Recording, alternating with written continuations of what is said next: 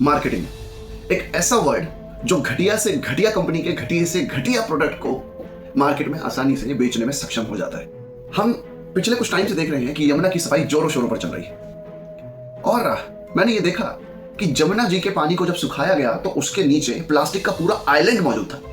ये प्लास्टिक का कोई नेचुरल आइलैंड नहीं था, ये प्लास्टिक के उस कचरे से बना हुआ आइलैंड था जो लोगों ने बहुत सालों से आस्था के नाम पर अपने घर में मौजूद पूजा के रैपर्स, पूजा सामग्री के रैपर्स, उनको फेंक फेंक कर वहां पर जमा किया हुआ था।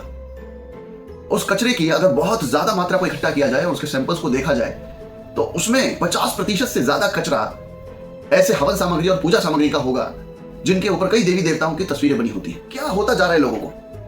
लोग अपना प्रोडक्ट बेचने के लिए किस हद तक नीचे गिर सकते हैं, यह कचरा उसको दिखाता है। कोई भी कंपनी और उस कंपनी की छोटी सोच रखने वाला मालिक अपने प्रोडक्ट को बेचने के लिए कुछ भी कर सकता है, उस भले ही उसके प्रोडक्ट में दम हो या ना हो। फिर चाहे कोई कपूर बेचने वाली कंपनी हो, कोई धूपबत्ती बेचने वाली कंपनी हो या और कोई हवन सामग्री बेचने वाली कंपनी हो। आप एक बार अगर खरीदारी करने जाएंगे तो आपको ऐसी भतेड़ी कंपनियां दिख जाएंगी जिनके प्रोडक्ट्स के ऊपर उन देवी देवताओं और भगवानों की तस्वीर मौजूद होती है जिन्हें सनातन धर्म के अंदर पूजनीय माना जाता है। आप यदि इस तरह के प्रोडक्ट्स को भगवान की तस्वीर लगा करके बेचेंगे तो जो व्यक्ति उन्हीं आइडल्स, उन्हीं सिंबल्स, उन्हीं देवी देवताओं की तस्वीरों को पूजने के लिए उस सामग्री को लेकर के जा रहा है, वो कैसे हिम्मत करेगा उस तस्वीर को किसी कचरे में फेंकने की? लोगों की आस्था के साथ खिलवाड़ कर कर कुछ बदमाश लोग, कुछ बदमाश कंपनियां अपने सामान को लगातार बेचने में लगी हुई हैं। आप किसी भी पूजा सामग्री बेचने वाले व्यक्ति की दुकान पर जाएं और उससे कोई भी सामान आप खरीदें, आपको वहां पर बथेरे ऐसे प्रोडक्ट्स मिल जाएंगे जिनके ऊपर देवी देवताओं की तस्वीरें लगी होती हैं। सर, लोगों को मजा नहीं आता अपने घरों से निकलकर इतनी दूर जाकर के किसी नदी के अंदर कचरे की थैली फेंकने में, लेकिन मैंने ये ऑब्जर्व किया है कि लोग मजबूर हो जाते हैं और मजबूर अपने आप से नहीं हो जाते, उनको मजबूर कर दिया जाता है आस्था के नाम पर।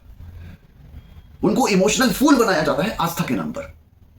आपके प्रोडक्ट में भले ही दम हो या ना हो, मार्केटिंग के नाम पर देवी देवताओं की चमकदार तस्वीरें लगा करके, छाप करके लोगों को बेवकूफ बनाइए, इमोशनली फूल बनाइए और उनको वो बेच दीजिए। लेकिन कभी भी ये नहीं सोचते, क्योंकि इंसान इतना सेल्फिश हो गया है कि उसको केवल प्रॉफिट से मतलब है, बस उसका सामान बिकना चाहिए।